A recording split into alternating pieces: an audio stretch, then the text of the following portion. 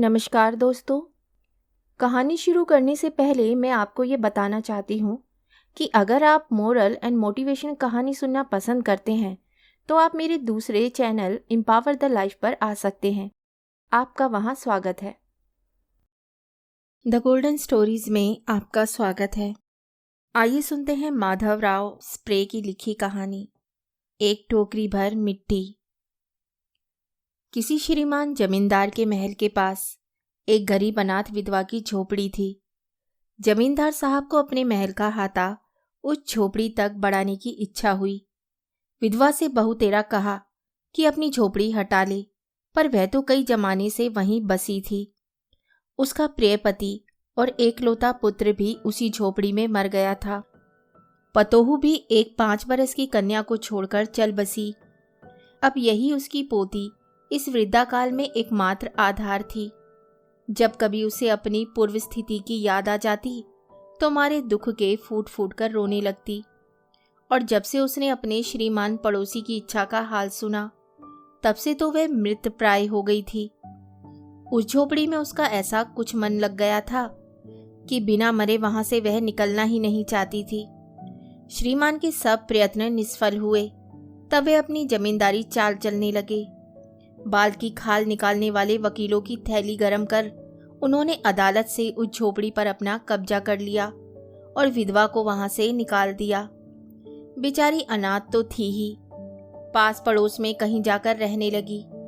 एक दिन श्रीमान उस झोपड़ी के आसपास टहल रहे थे और लोगों को काम बतला रहे थे कि इतने में वे विधवा हाथ में एक टोकरी लेकर वहां पहुंची।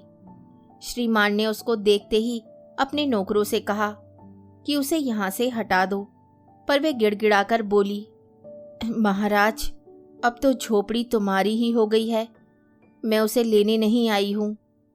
महाराज क्षमा करें तो एक विनती है। जमींदार साहब के सिर हिलाने पर उसने कहा कि जब से ये झोपड़ी छूटी है तब से पोती ने खाना पीना छोड़ दिया है। मैंने बहुत कुछ समझाया पर एक नहीं मानती। कहा करती है कि अपने घर चल, वहीं रोटी खाऊंगी। अब मैंने सोचा कि इस झोपड़ी में से एक टोकरी भर मिट्टी लेकर उसी का चूल्हा बनाकर रोटी पकाऊंगी। इससे भरोसा है कि वह रोटी खाने लगेगी। महाराज, कृपा करके आज्ञा दीजिए तो इस टोकरी में मिट्टी ले जाऊं। श्रीमान ने आज्ञा दे दी। विधवा झोपड़ी के भीतर गई। वहां जाते ही उसे पुरानी बातों का स्मरण हुआ और आंखों से आंसू की धारा बहने लगी। अपने आंतरिक दुख को किसी तरह संभाल कर उसने अपनी टोकरी मिट्टी से भर ली और हाथ से उठाकर बाहर ले आई। फिर हाथ जोड़कर श्रीमान से प्रार्थना करने लगी कि महाराज, कृपा करके इस टोकरी को जरा हाथ लगाएं, जिससे कि मैं उसे अपने सिर पर धर लूं। जमींदार साहब पहले तो बहुत नाराज हुए, पर जब वे बराबर हाथ जोड़ने लगी और पैरों पर गिरने लगी तो उनके भी मन में कुछ दया आ गई। किसी नौकर से ना कहकर आप ही स्वयं टोकरी उठाने को आगे बढ़े। ज्यों ही टोकरी को हाथ लगाकर ऊपर उठाने लगे, त्यों ही देखा कि यह काम उनकी शक्ति से बाहर है। फिर तो उन्होंने अपनी सब ताकत लगाकर टोकरी को उठाना चाहा, पर जिस स्थान में टोकरी रखी थी वहां से वे एक हाथ भर भी ऊंची ना हुई।